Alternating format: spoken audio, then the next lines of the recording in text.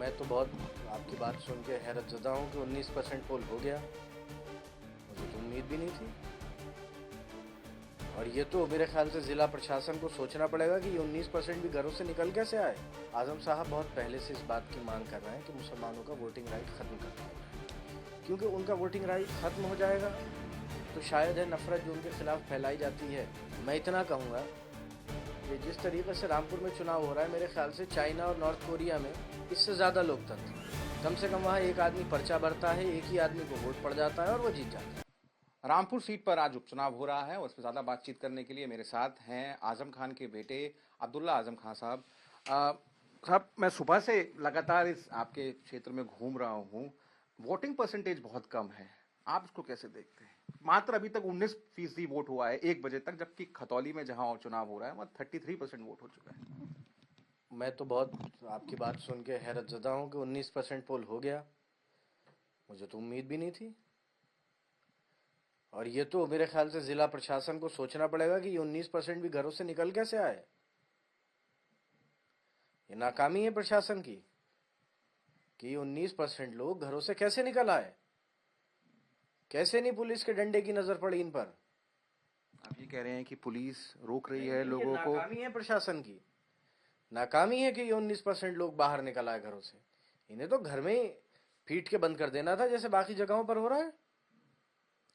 आपके कैंडिडेट हैं असीम रजा साहब जी, उन्होंने हमसे बातचीत में कहा कि मुसलमानों को वोट डालने से रोका जा रहा है। मुसलमान जो नेबरहुड है वहां पर बैरिकेड लगाकर बकायदा रोका गया है। कोई बात बताऊं, आजम साहब बहुत पहले से इस बात की मांग कर रहे हैं कि मुसलमानों का वोटिंग राइट ख़त्म कर दिया जाए, क्योंकि उनका वोटिंग राइट ख़त्म हो जाएगा तो शायद है नफ़रत जो उनके खिलाफ फैलाई जाती है वो भी कुछ कम हो जाएगी।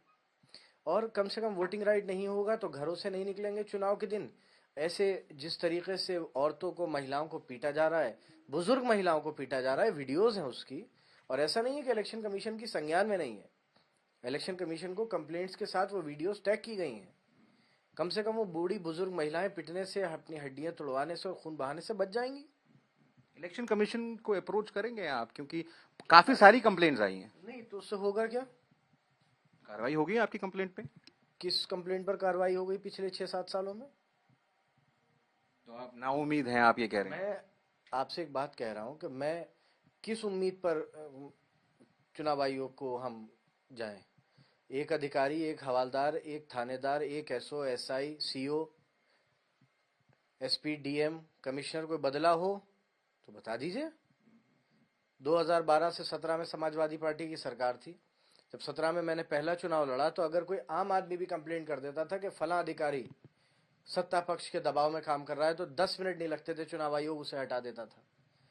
इस मंडल में एक अधिकारी ऐसे हैं जो इलीगल डेपुटेशन पर नॉर्थ ईस्ट स्टेट से यहां पर हैं पिछले 8 सालों से।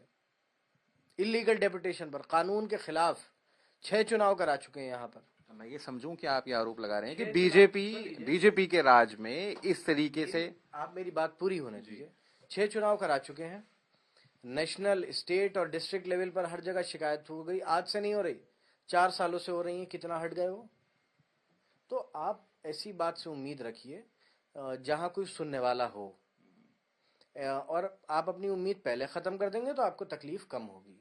और जिस तरीके से रामपुर में चुनाव हो रहा है, हमने बहुत पहले इस बात को कहा था कि चुनाव आयोग और ज़िला प्रशासन और सब मिलकर पहले ही सर्टिफिकेट दे दें।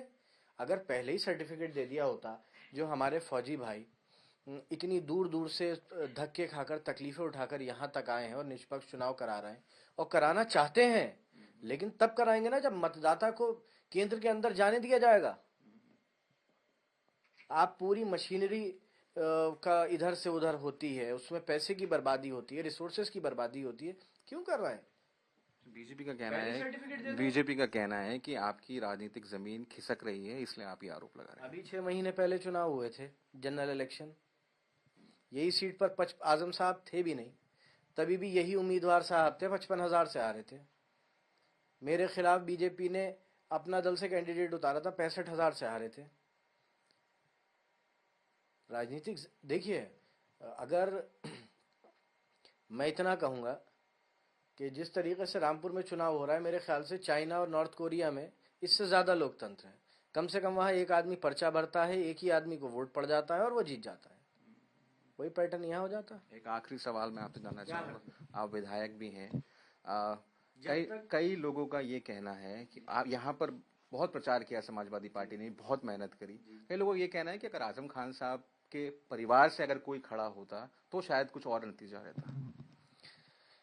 आपने भी कहा, आजम खान साहब यहाँ से विधायक 10 बार रहे, MP रहे। उनकी सदस्यता किस तरीके से खारिज हुई, आप उसे न्याय कहेंगे? जिस तरीके, नहीं मैं आपसे कह रहा हूं और मैं बहुत जिम्मेदारी से कह रहा हूं, जिस तरीके से उनकी सदस्यता को छीना गया, आप हरा नहीं सके तो आपने षड्यंत्र से हटा दिया। आप उसे इंसाफ कहेंगे? आप उस मुकदमे के फैसले को इंसाफ कहेंगे? पिछले टेन्योर में 17 से 22 के बीच में मेरे ऊपर ये इल्ज़ाम लगा कि मैंने उम्र कम ज़्यादा बताकर चुनाव लड़ लिया, मेरी सदस्यता चली गई, मैं जेल में रहा, मेरे वालिद रहे, मेरी माँ रही। वो इंसाफ था? कहाँ से मिल गया इंसाफ? मैंने आपसे कहा ना, अगर लोग अभी भी इस गलत फहमी में है कि लोकतंत्र बचा है और सब कुछ बचा है, मैं ये चाहता हूँ कि हम इन चीज़ों को एक्सेप्ट कर लें ताकि तकलीफ़ कम हो। इंसाफ की आप कहना नहीं चाहिए, लेकिन मैं इसलिए कह रहा हूँ क्योंकि मैंने बहुत कुछ बर्दाश्त किया और आज भी झेल रहा हूँ। बात करने के लिए इंसाफ और कानून दो अलग चीज़ें हैं। हम जिस दिन ये फ़र्क समझ लेंगे, परेशानी ये है कि जिन लोगों को समझना है वो नहीं समझ रहे, जिन लोगों को इंसाफ देना है वो नहीं दे रहे हैं। हमसे बात करने के लिए धन्यवाद।